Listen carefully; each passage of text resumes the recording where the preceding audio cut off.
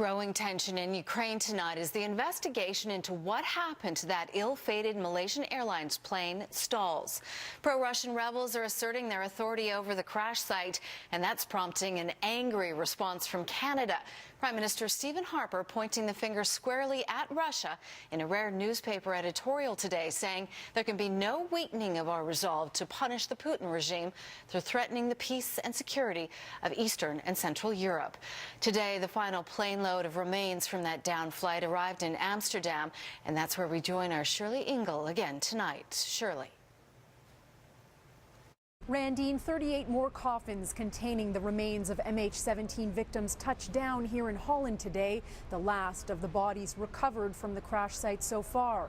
But 9 days later, there's still more to come.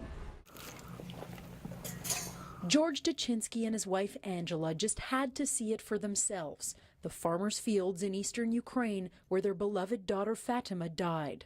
We have promised our daughter we will come here.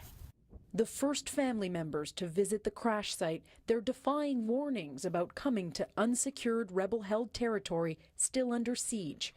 They still talk about Fatima in the present tense. We are for peace. She was for peace. She is for peace, and she will be forever for peace. Let's make space personal for you and you and you and you. In her early 20s, a brilliant aerospace engineer and aspiring astronaut, Fatima was on her way to Perth, Australia to see her parents and start a new life.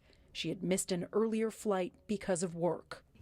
We cried a lot. That's why we promised her. The first thing when we heard this, we said how we should survive this. More than a week after the plane was shot out of the sky, white ribbons mark the places where human remains still lie. Disturbing reports of looting and destroyed evidence continue. A small team of international investigators has had only limited access to the site. Every day, the site remains unsecured. There is more interference, and the remains are subject to the ravages of the European summer, animals, disturbance, etc., etc. Hundreds of forensic experts in Holland are working around the clock to identify victims. Recovering the rest is the top priority for Australian and Dutch officials. They're still negotiating with Ukrainian and rebel authorities to deploy a multinational security force to take control of the site.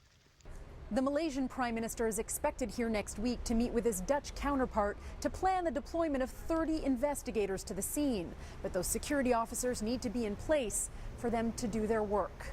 Randine? Shirley, as you mentioned, this is in rebel-held territory. How realistic is it to expect there will be a proper, unimpeded investigation? Well, it's hard to say. The head of the International Observer Mission on the ground said the impression he's getting from the rebels is that their patience is running out. They're tired of all the foreigners on their turf and want the wreckage and human remains to be removed from the site, just as the affected countries are hoping to ramp up their presence there. So there's going to have to be constant negotiation on the ground in order to ensure that a proper investigation ever takes place.